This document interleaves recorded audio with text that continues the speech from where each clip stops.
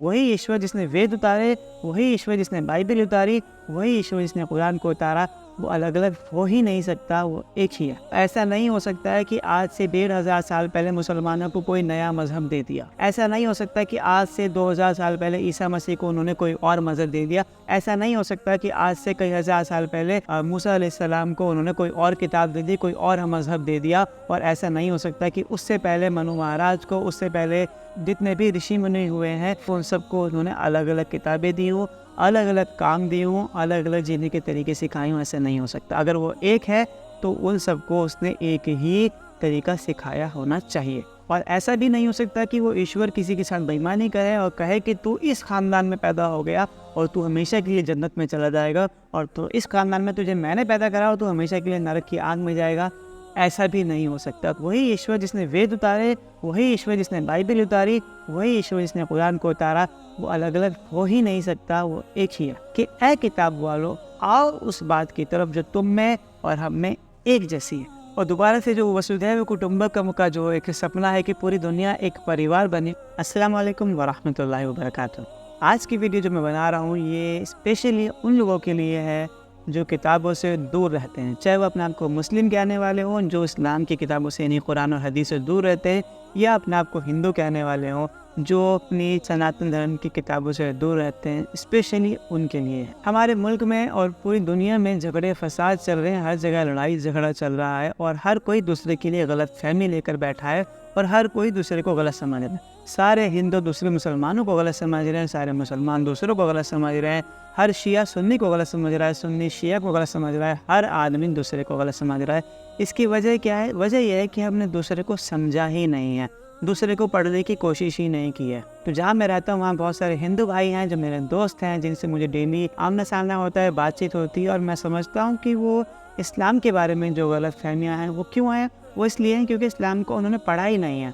इस्लाम को उन्होंने वो समझा है जो व्हाट्सएप पे और न्यूज़ चैनल पे हमें दिखाया जाता है, और जो लोग बताते हैं वो उन्होंने पढ़ा है। इस्लाम को अगर पढ़ना है तो कुरान को खुद पढ़ना पड़ेगा, और तब आप समझ सकते हैं कि इस्लाम सच में क्या कहना चाहता है। इस्लाम सच में पीस का मज़हब है या सच में इस्लाम गलत बातें फैलाता है। और नबी सल्लल्लाहु अलैहि वसल्लम जो अल्लाह के आखिरी पैगंबर थे, जो ईश्वर के आखिरी ईशदूत थे। जब मैं अल्लाह कहता हूँ और जब मैं ईश्वर कहता हूँ तो ये समझा जाता है कि दो अलग अलग हस्तियों के बारे में बात की जा रही है, लेकिन ऐसा नहीं है। जो सर्वशक्तिमान रब है, जो सर्वशक्तिमान ईश्वर है, जो सर्वशक्तिमान अल्लाह है, वो अलग अलग नहीं हो सकता। ऐसा नहीं हो सकता कि हिंदुओं को बनाने वाला खुदा अलग है, ईश्वर अलग है, भगवान अलग है, मुसलमानों को बनाने वाला अल्लाह अलग है। ऐसा नहीं हो सकता। ये बात हर कोई जानता है, आप भी जानते हैं कि जो भी हो नाम उसका, चाहे अल्लाह हो, चाहे भगवान हो, चाहे ईश्वर हो, चाहे गॉड हो, कुछ भी हो, सबको बनाने वाली ज़ात जो है वो एक ही है। हिंदुओं को बनाने वाला, मुसलमानों को बनाने वाला, जानवरों को बनाने वाला, घास पहाड़ मैदानों बारिशों को, आसमान और ज़मीन को जो बनाने वाला है, वो सर्वशक्तिमान ईश्वर जो है, वो सर्वशक्तिमान ईश्वर एक ही है। उसी ने सबको बनाया है और वो अलग अलग भेदभाव नहीं कर सकता। वो ऐसा नहीं हो सकता है कि आज से 1500 साल पहले मुसलमानों को कोई नया मजहब दे दिया, इससे पहले कुछ और चल रहा था। ऐसा नहीं हो सकता कि आज से 2000 साल पहले ईसा मसीह को उन्होंने कोई और मजहब दे दिया, कोई और काम लगा कर दे दिया, और उससे पहले के मजहब को कुछ और काम दे रखा था। ऐसा नहीं हो सकता कि आज से कई हज़ार साल पहले मूसा अलैहिस्सलाम को उन्होंने कोई और किताब दे दी, कोई और मजहब दे दिया, और ऐसा नहीं हो सकता कि उससे पहले मनु महाराज को, उससे पहले जितने भी ऋषि मुनि हुए हैं, जितने भी ईशदूत रब की तरफ से, ईश्वर की तरफ से आए, उन सबको उन्होंने अलग अलग किताबें दी हों, अलग अलग काम दिए हों, अलग अलग जीने के तरीके सिखाए हों। ऐसा नहीं हो सकता। अगर वो एक है तो उन सबको उसने एक ही तरीका सिखाया होना चाहिए, और ऐसा ही है। ये पता हमें तब चलता है जब हम अपनी एक ख़ास बाउंड्री से निकल के बाहर निकलते हैं और दूसरे को समझने की कोशिश करते हैं।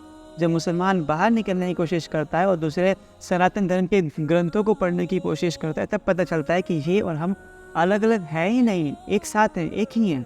इसी तरीके से एक हिंदू भाई या कोई भी दूसरे मज़हब का आदमी जब कुरान को खुद आके पढ़ता है तो उसे पता चलता है कि दोनों मज़हब की किताबें, दोनों धर्मों की किताबें अलग अलग नहीं हैं, दोनों एक ही बात कह रही हैं। और ये बात तब समझ में आती है जब उन्हें पढ़ने की खुद कोशिश करते हैं। कई बार क्या होता है कि पढ़ने से पहले कोई और हमारे मन में एक बात डाल चुका होता है, और फिर उसको पढ़ते हुए वो बात हमारे दिमाग में रहती है और हम उसी को लेकर पढ़ते हैं और हमें वही दिखाई देता है जो सामने वाला हमें दिखाना चाह रहा है। हम बिल्कुल न्यूट्रल होकर उसको नहीं देख पाते, नहीं पढ़ पाते। वो कब होगा? जब हम अपने ज़हन को बिल्कुल पक्का बनाएंगे कि हाँ, मैं बिल्कुल न्यूट्रल होकर पढ़ूंगा और ये समझ के पढ़ूंगा इसको कि नहीं, अगर इसमें सही बात निकली तो सही को सही मानूंगा, गलत बात निकली तो गलत को गलत मानूंगा। अगर ये बात समझ के चलेंगे तो हर इंसान के बीच में से लड़ाई झगड़े ख़त्म हो जाएंगे। सारे के सारे लड़ाई झगड़े पूरी दुनिया में धर्म के नाम पर हो रहे हैं और इसकी वजह भी धर्म है और इसका सोल्यूशन भी धर्म ही है। अगर हम धर्म को सच में पकड़ लेंगे और सच में देखेंगे कि सर्वशक्तिमान ईश्वर एक ही है, तो ये सारे झगड़े ख़त्म भी सिर्फ धर्म के आधार पर ही हो सकते हैं। तो असल मकसद है कि हम सब के बीच में एक भाईचारा पैदा हो, एक इंसानियत पैदा हो और सब के सब एक मज़हब पे इकट्ठे हों और सब के सब एक ईश्वर को समझें, एक ईश्वर को अपना रब माने और जितने भी इख्तिलाफ हैं, जितनी भी गलतफहमियाँ उन सबको दूर करें। और ऐसा भी नहीं हो सकता कि वो ईश्वर किसी के साथ बेईमानी करे और कहे कि तू इस ख़ानदान में पैदा हो गया और तू हमेशा के लिए जन्नत में चला जाएगा, और तो इस ख़ानदान में तुझे मैंने पैदा करा और तू हमेशा के लिए नरक की आग में जाएगा। ऐसा भी नहीं हो सकता। तो वो ईश्वर बेईमान नहीं है, वो धोखेबाज नहीं है, वो अदल करने वाला है, इंसाफ करने वाला है। उसने लोगों के बीच में अपनी किताब भेजी है, बार बार भेजी हैं और पैगाम देने वाले भेजे हैं, संदेश वाहक भेजे हैं और वो इंसाफ करने वाला है। और इस बारे में हमें करना क्या चाहिए, इसका जवाब भी कुरान में ही मिलता है। सूरह आल इमरान कुरान का चैप्टर नंबर 3 वर्स नंबर 64 में अल्लाह ताला कुरान में कहते हैं कि ए किताब वालों, ए वो लोगों जिनको किताब दी गई, जिनके पास भी धार्मिक किताब है, जो अपने आप को धार्मिक किताब समझते हैं और समझते हैं कि ये किताब सीधे ईश्वर की तरफ से आई है, ठीक है, उन लोगों से अल्लाह ताला उन लोगों से ईश्वर जो है मुखातिब है, उन लोगों से कुरान मुखातिब है और कहता है कि ए किताब वालों, आओ उस बात की तरफ जो तुम में और हम में एक जैसी है। पहले उस बात की तरफ आओ जो तुम में और हम में एक जैसी। ये सबसे मेन पॉइंट है आपसी इख्तिलाफ को दूर करने का। हो सकता है आपके अंदर 10 बातें हैं, हमारे अंदर 10 बातें हैं, 10 में से 5 बातें ऐसी हैं जो हमारे मैच नहीं करती, उनको थोड़ी देर के लिए छोड़ दिया जाए और उन बातों को पकड़ा जाए, जो 4 बातें, जो 3 बातें, जो 5 बातें आप में और में कॉमन है, उनको पकड़ा जाए और वहाँ से एक भाईचारे की शुरुआत की जाए। तो सबसे पहला पॉइंट क्या है कि आओ उस बात की तरफ जो तुम में और हम में एक जैसी है। उन बातों में सबसे पहली बात जो उस रब ने कही है वो ये कही है कि सिर्फ एक ईश्वर को बात माननी चाहिए। हम समझें कि एक ईश्वर कौन है, उसकी उपासना करनी है, उसकी पूजा करनी है, उसकी बात माननी है, उसकी इबादत करनी है। और इबादत का मतलब सिर्फ नमाज पढ़ना या सजदा करना या रोज़ा रख लेना नहीं है, बल्कि उसके अकॉर्डिंग ज़िंदगी गुजारनी है। इबादत का मतलब यह है कि 24 घंटे एक एक सेकंड उस तरीके से ज़िंदगी गुजारें जैसे वो ईश्वर हमसे चाहता है। उस तरीके से हम ज़िंदगी गुजारेंगे, एक एक सेकंड उस तरीके से गुजारेंगे। गरीबों का ध्यान रखेंगे, माँ बाप का किस तरीके से एहतराम रखना है, पड़ोसी का कैसे रखना है, किस तरीके से आपसी मामलात रखने हैं, वो सब चीज़ें जो है ये ईश्वर की बात मानना है और ये इबादत है और ये उपासना है। 24 घंटे ये करेंगे तो हम वो बात मानेंगे और ये वो बात है जो हर धर्म कहता है कि इसको करनी चाहिए। और इन बातों की तरफ कॉमन आए, यहीं से शुरुआत करें, यहीं से लड़ाई झगड़े ख़त्म होंगे। तो मैं आप सबको कहता हूँ जो अपने आप को मुस्लिम कहते हैं, उन सब के लिए मैं कहना चाहता हूँ कि सिर्फ अपने आप को मुस्लिम कहना बंद करें, बल्कि अल्लाह की किताब को पढ़ें, कुरान को पढ़ें, समझें। इंटरनेट पर हर जगह अवेलेबल है, पढ़ें और सच में देखें कि आज तक जिस इस्लाम को आप समझ रहे थे वो क्या था और असल में इस्लाम और कुरान आपसे क्या चाहता है, और अपने आप को सही रास्ते पे लाने की कोशिश करें। और जो लोग इस्लाम से नए हैं, हिंदू भाई हैं, उन सब के लिए मेरा पैगाम यह है कि कुरान को खुद पढ़ने की कोशिश करें। और सारा कहाँ से पढ़ोगे? सारा पढ़ना तो बहुत बड़ी किताब है, तो मैं आपको स्टार्ट करता हूँ कि चैप्टर नंबर 1 सूरह फातिहा, छोटा सा चैप्टर है, 7 लाइनें हैं उसमें, उसको पढ़ने की कोशिश करें, समझने की कोशिश करें और डिटेल से पढ़ने की कोशिश करें।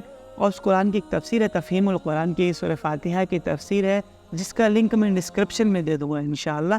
तो आप वहाँ से जाके उसको ऑडियो से भी सुन सकते हैं, ठीक है। तो क्योंकि पढ़ना मुश्किल होता है, हिंदी और अरबी ज़बान में थोड़ा डिफरेंस भी है, तो आप वहाँ जाके उसको सुन भी सकते हैं।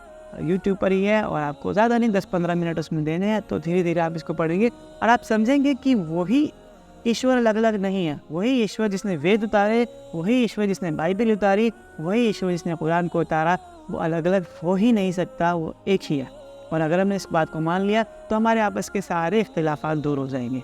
तो मेरी आपसे यही गुजारिश है कि कुरान को खुद पढ़ें, खुद समझें और फील करें कि सच में ये है कि नहीं है, और बिल्कुल अपने आप को न्यूट्रल करके ईमानदारी से कहें कि अगर ये बात सच निकली तो मैं इसको सच मानूंगा और गलत निकली तो मैं गलत मानूंगा।